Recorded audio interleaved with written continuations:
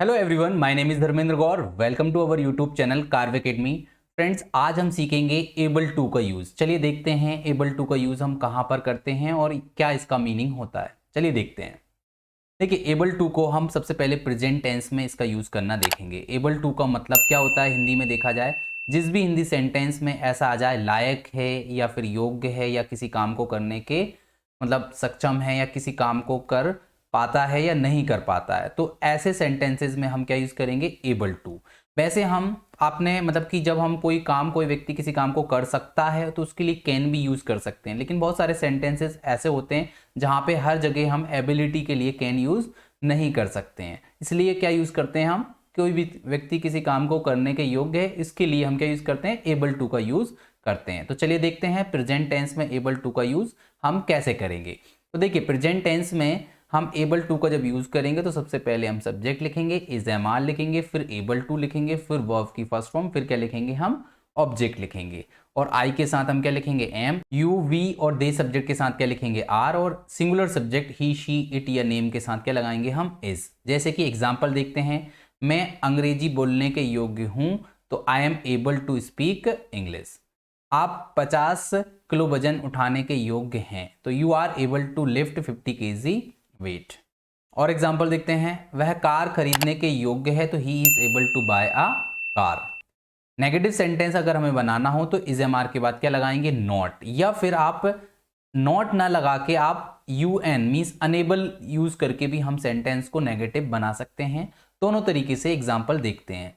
जैसे कि मैं इस काम को करने के योग्य नहीं हूं तो I am not able to do this work, या फिर हम बोलेंगे I am unable to do this work. आप दोनों तरीके से इस सेंटेंस को बोल सकते हैं।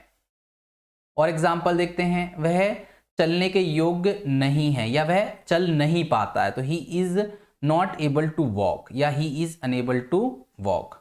आप इस कंपनी में काम करने के योग्य नहीं हैं, ठीक है, तो you are not able to work in this company, या फिर you are unable to work in this company. देखिए, अब इंटेरोगेटिव सेंटेंस बनाना हो तो इज एम आर को हम पहले लिखेंगे, फिर सब्जेक्ट लिखेंगे, फिर एबल टू, उसके बाद वर्ब की फर्स्ट फॉर्म, उसके बाद क्या लिखेंगे हम, ऑब्जेक्ट। जैसे कि इंटेरोगेटिव बनाना हो तो क्या आप इस रेस को जीतने के योग्य हैं तो are you able to win the race. क्या वह तैर पाता है तो is he able to swim. अब देखते हैं एबल टू का यूज पास्ट टेंस में। अगर हमें पास्ट टेंस में इसका यूज करना हो तो इसका मीनिंग निकलेगा, कोई व्यक्ति किसी काम को करने के लायक था या योग्य था या कोई काम को करने के वो सक्षम था, तो इस तरीके से मीनिंग निकलेगा। चलिए देखते हैं इसका रूल क्या होगा। तो बस पास्ट टेंस में हम इज एम आर की जगह पे क्या लगाएंगे, बस वॉज वर। तो प्लूरल सब्जेक्ट के साथ क्या लगाएंगे, यू वी दे के साथ वर, और आई और ही शीट नेम सब्जेक्ट के साथ क्या लगाएंगे हम, वॉज। जैसे कि आप चलने के योग्य थे तो you were able to walk. मैं समझने के लायक था, I was able to understand. Negative sentence बनाना हो तो वही वॉज वर्ब के बाद क्या लगाएंगे, नॉट। या फिर नॉट ना लगाना हो तो अनेबल यूज कर सकते हैं आप। जैसे कि मैं अंग्रेजी में बात करने के योग्य नहीं था, I was not able to talk in English. I was unable to talk in English. आप इस सवाल को हल करने के योग्य नहीं थे, you were not able to solve this sum. You were unable to solve this sum. चलिए अब देखते हैं हम इंटेरोगेटिव सेंटेंस। इसमें क्या करेंगे, वॉज वर्ब को पहले लिखेंगे, फिर सब्जेक्ट, फिर एबल टू, उसके बाद वर्ब की फर्स्ट फॉर्म, उसके बाद क्या लिखेंगे, ऑब्जेक्ट।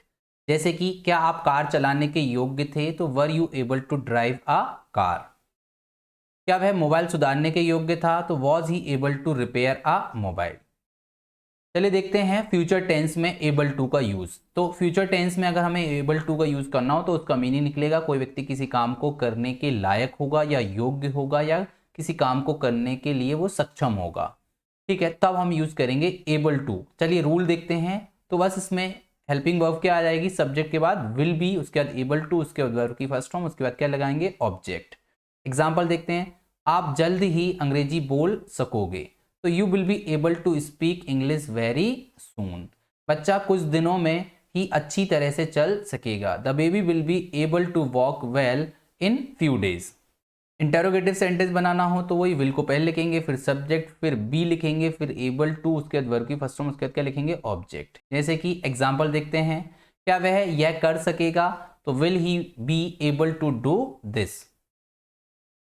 वह अंग्रेजी कब बोल सकेगा, when will he be able to speak English.